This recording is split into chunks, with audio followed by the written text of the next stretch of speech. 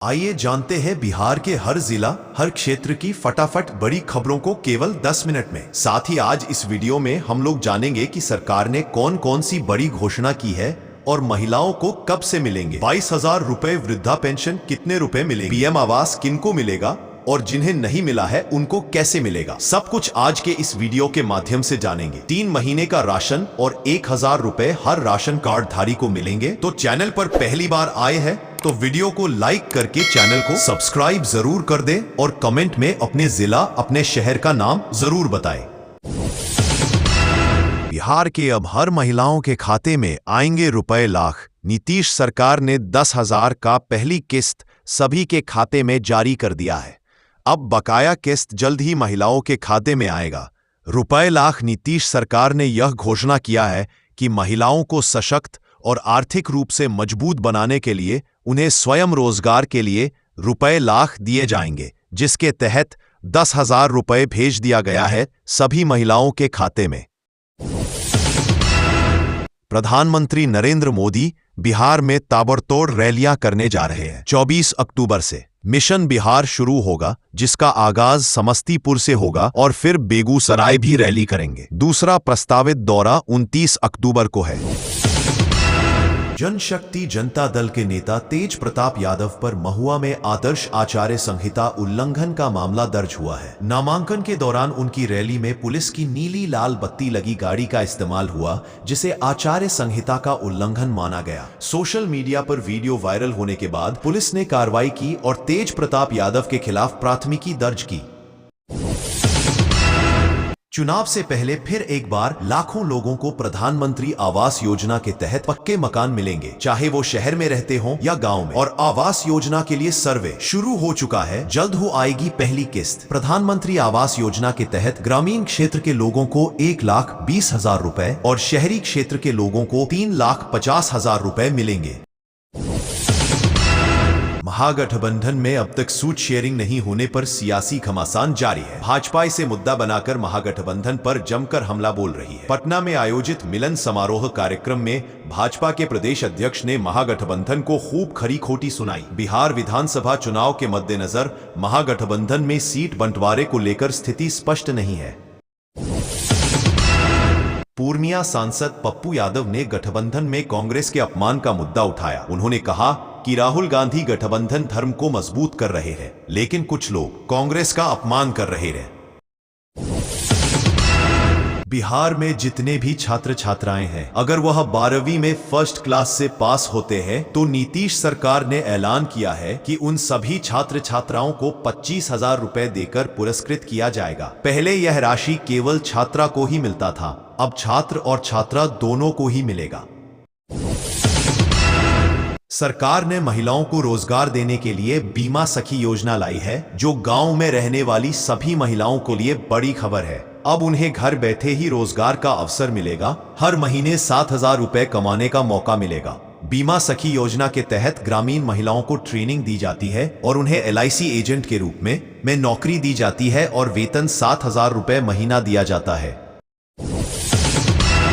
राजद में टिकट बंटवारे का विवाद कुर्ता फाड़ने तक पहुंच गया है। रबड़ी आवास के बाहर टिकट के दावेदारों और समर्थकों की भीड़ कई दिनों से लगी है। चुनाव लड़ने की उम्मीद वाले नेताओं को जब बेटिकट होने की खबर मिल रही है तो तरह तरह के ड्रामे कर रहे हैं। रविवार को मधुबन विधानसभा सीट से उतरने की आस लगाए मदन शाह टिकट नहीं मिलने पर चिल्ला चिल्लाकर रोने लगे और अपना कुर्ता फाड़ लिया। सुधीर की मां शकुंतला देवी ने बताया कि वह 3 दोस्तों के साथ स्नान करने आया था। स्नान के दौरान अचानक दोनों युवक गंगा की तेज धार में बह गए। प्रत्यक्षदर्शियों के अनुसार नवनिर्मित सीढ़ी घाट पर सुरक्षा व्यवस्था का अभाव है।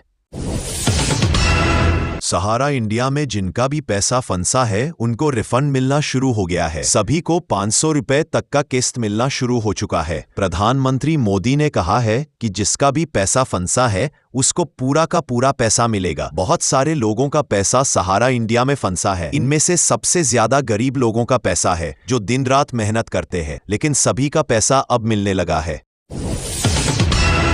बिहार में मौसम बदल रहा है। पटना समेत 25 जिलों में तापमान बढ़ गया है, जिससे गर्मी महसूस हो रही है। मौसम विभाग के अनुसार नवंबर से ठंड बढ़ने लगेगी और प्रदूषण भी बढ़ेगा, जिससे लोगों को परेशानी हो सकती है। तापमान में वृद्धि दर्ज की गई है और हवा की गुणवत्ता खराब होने की आशंका है।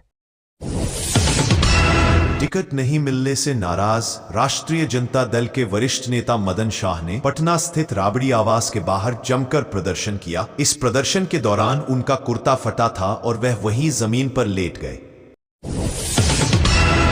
अगर आपको केवल आधार कार्ड से लोन लेना है तो सरकार ने योजना लागू की है, जिसके तहत आप अपने आधार कार्ड के जरिए 1 लाख रुपए तक का लोन ले सकते हैं, वह भी बिना ब्याज के।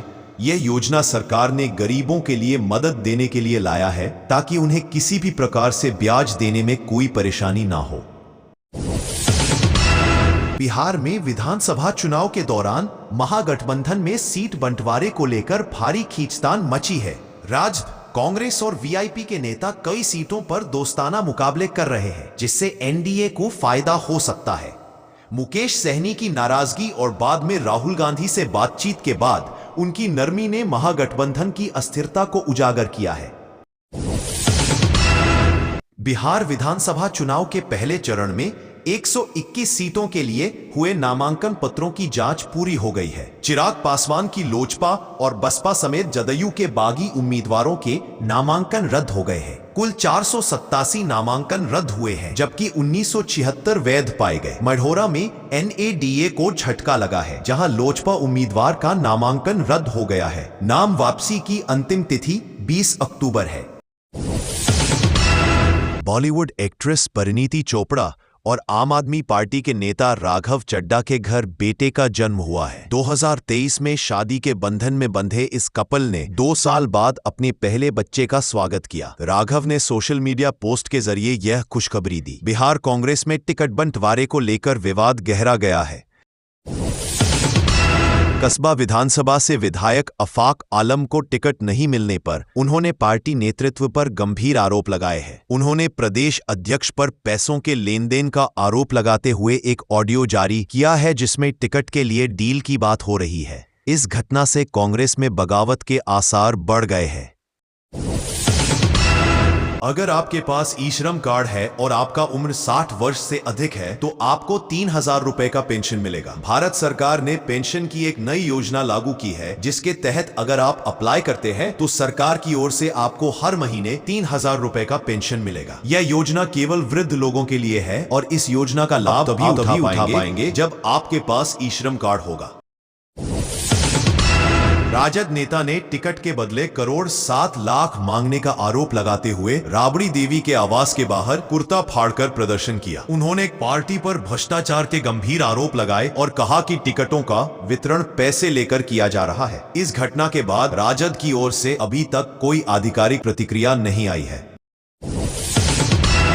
चुनाव से पहले फिर एक बार लाखों लोगों को प्रधानमंत्री आवास योजना के तहत पक्के मकान मिलेंगे, चाहे वह शहर में रहते हो या गांव में। और आवास योजना के लिए सर्वे शुरू हो चुका है। जल्द हो आएगी पहली किस्त। प्रधानमंत्री आवास योजना के तहत ग्रामीण क्षेत्र के लोगों को 1,20,000 रुपए और शहरी क्षेत्र के लोगों को 3,500 मिलेंगे। शिवहर की राजनीति में बड़ा बदलाव आया है। राजद ने नवनीत कुमार झा को टिकट दिया है, जिससे समर्थकों में खुशी और विरोधियों में नाराजगी है। जेडीयू को झटका लगा है, क्योंकि मोशरफुद्दीन बसपा में शामिल हो गए हैं और चुनाव लड़ेंगे। राणा रणधीर सिंह चौहान भी बसपा में शामिल हो गए हैं। ठाकुर धर्मेंद्र सिंह निर्दलीय चुनाव लड़ेंगे। अब हर महिला को मिलेगा सोलर वाला आटा चक्की फ्री में। सरकार ने गरीब और असहाय महिलाओं के लिए एक घोषणा किया है कि वे देश के सभी गरीब और कमजोर महिलाओं को देंगे सोलर आटा चक्की, जिससे उनके जीवन में आर्थिक सुधार हो सके। परंतु बहुत सारे महिलाओं को अभी तक इसका लाभ नहीं मिला और वे इसका लाभ नहीं ले पा रहे हैं, क्योंकि ये सोलर आटा चक्की कैसे लेना है उनको ये बात पता ही नहीं है। सरकार ने एक नई योजना लाई है, फ्री राशन योजना, और हर राशन कार्ड धारी को 1000 रुपए देने का घोषणा किया कि अगर आपके पास राशन कार्ड है तो केंद्र सरकार की ओर से करोड़ों गरीब और मध्यम वर्गीय परिवारों को राहत देने के लिए राशन कार्ड योजना 2025 की शुरुआत कर दी है। इस योजना के तहत पात्र परिवारों को हर महीने 1000 रुपए की आर्थिक सहायता दी जाएगी, जो सीधे उनके बैंक खातों में ट्रांसफर होगी। दिवाली और छठ पूजा के अवसर पर बिहार का स्वास्थ्य विभाग अलर्ट पर है। डॉक्टरों की छुट्टियां रद्द कर दी गई हैं और त्वरित प्रतिक्रिया दल QRT का गठन किया गया है। अस्पतालों में अतिरिक्त बेड और दवाओं की व्यवस्था की गई है। एम्बुलेंस सेवाएं भी 24 घंटे उपलब्ध रहेंगी। प्रधानमंत्री नरेंद्र मोदी बिहार चुनाव के लिए जननायक कर्पूरी ठाकुर के गांव से प्रचार शुरू करेंगे। उनकी पहली जनसभा 24 महीना को होगी। यह कदम कर्पूरी ठाकुर के प्रति सम्मान दर्शाता है और बिहार में चुनावी माहौल को उत्साहित करेगा। बिहार में 2025 के विधानसभा चुनाव को लेकर राजनीतिक दलों में अभी से सरगर्मी तेज है। महागठबंधन में सीटों के बंटवारे को लेकर खींचतान है। वहीं भाजपा अपने सहयोगी दलों को साथ लेकर चल रही है। कई सीटों पर दावेदारी को लेकर उलझन है। बिहार चुनाव 2025 में राजनीतिक समीकरणों का खेल दिलचस्प होने वाला है। जहां कुछ बने बनाए खेल बिगड़ रहे हैं तो कुछ बिगड़े हुए बनते नजर आ रहे हैं। ऑल इंडिया मजलिस इहादुल मुस्लिमीन AIMIM ने बिहार विधानसभा चुनाव के लिए 25 उम्मीदवारों की सूची जारी की है। 243 सीटों के लिए मतदान 6 और 11 नवंबर को होगा, जबकि मतगणना 14 नवंबर को होगी। कांग्रेस ने भी अपनी दूसरी सूची जारी की है। राजद और कांग्रेस अभी तक सीटों के बंटवारे पर अंतिम फैसला नहीं ले पाए हैं। इस बार चुनाव में NDA का मुकाबला राजद और प्रशांत किशोर की पार्टी से होगा। अंत तक देखने के लिए धन्यवाद।